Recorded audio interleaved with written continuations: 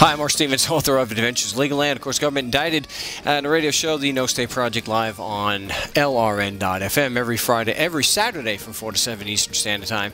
And I did it again. April 8th, I got a report. I screwed up yet again. I got to get another mic. Went April 8th to see the City Council. It was a little bit late getting started. I'll have another video with that, or have it embedded with this article and video. Had a few minutes before it started, and the city attorney, who the last time I didn't turn the microphone on and didn't get any actual video. Well, I got video, but I wasn't on Mr. Washburn. Didn't get the audio, screwed up. I had to just go by my notes. Well, I have to do the same thing. But this time, and we'll see how things work out, you may actually see some of the video that I had. I thought I had the microphone on. I double-checked. That's what we come to expect at the No State Project. So, April 8th, 2014, I spoke with the city attorney, Bruce Washburn, for, I don't know, 4 or 5 minutes, actually, and none of the tech issue. I had gotten all I thought I had gotten all the really important stuff and admissions from him regarding the Same Old Lie, which is what this video is about, the Same Old Lie World Tour, stopping back in Scottsdale, Arizona. And I had already gotten the bulk of what I really needed, and we were, they were starting their council meeting, so I was going to be leaving.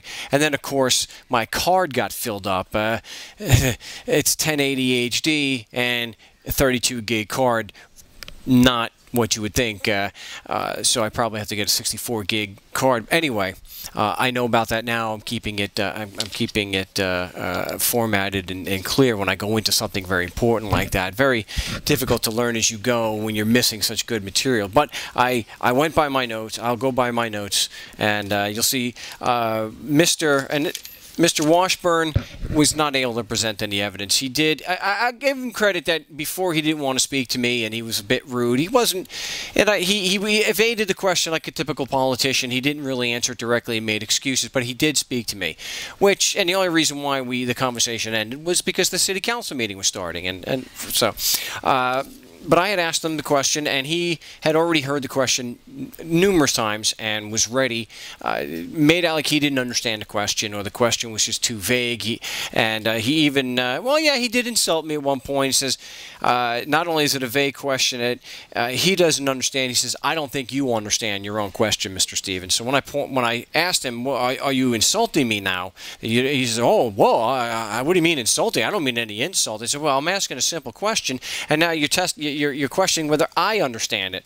I do, and the question is, if there's any evidence to prove the Constitution laws apply to me just because I'm physically in Scottsdale, and that would be like the Constitution laws of the state of Arizona.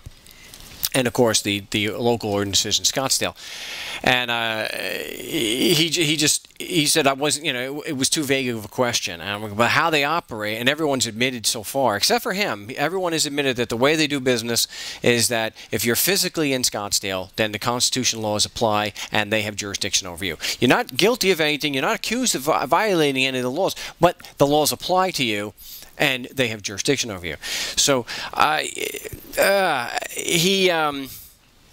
he was saying it was too vague because I wasn't pointing out a particular statute or ordinance in question, which doesn't matter which one. They're not saying that when you're in Scottsdale and the laws apply to you, that particular ones. They think that the entire body of law applies to you. So I mentioned, even if I pointed one out, if I was to do business without a license, then it still begs the question: where's the evidence that your Constitution laws apply to me at all just because I'm physically in Scottsdale? Now, when they point something out like, well, give me a specific instance, if it is, let's say I'm doing business and I don't have a license, that way they can point to the text of the statute and say, well, the code applies because the code says so. That's not evidence. It doesn't answer the question. But what they're doing is they're trying to evade the question directly and try to focus on the text, which doesn't answer the question.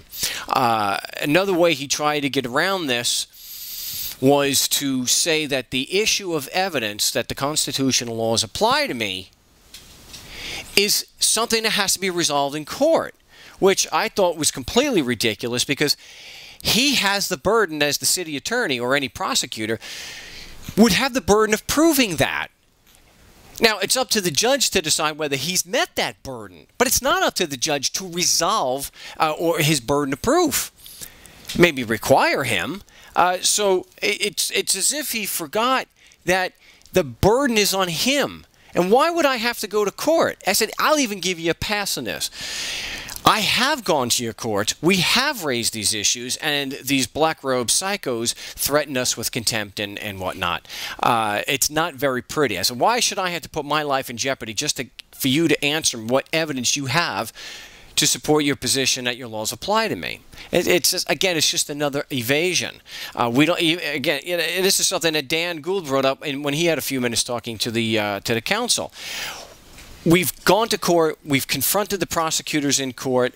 I have personally been threatened with contempt. I have personally been walked out of the court, escorted by 5 cops. So this is why we're doing it this way. And I told them that's why I'm coming to the city council meeting here, because there's less a chance you're going to be having someone screaming at me about contempt or whatnot. So I will continue going back, and maybe not to the city council meetings like I have been able to go earlier during the day and just try to talk to them in the office. But so far, no one at the city of Scottsdale has been able to present any evidence that the Constitution, laws of the state of Arizona and Scottsdale apply to you or me or anyone else just because we're physically in Scottsdale. And if you think that they have the evidence and I'm just a jerk and they don't want to give it to me, then call them yourselves and see what they say. In fact, you think you have the evidence that they weren't able to present, call the show. We're live every Saturday from 4 to 7 Eastern Standard Time on LRN.FM. I'm happy to set you up as a guest. But this has been another edition of the Same Old Lie World Tour. In the next video, what I'm going to talk about, I had another tech issue, but that's where I'll discuss what happened with the attorney with the New South Wales Law Society, and they weren't able to produce any evidence anyway. But my name is Marc Stevens. Website, of course, marcstevens.net. If you've got the evidence all these politicians don't seem to have, and you think that you can prove a written instrument applies to me just because of my physical location, call into the No State Project anytime we're live, 4 to 7 Eastern Standard Time on LRN.FM.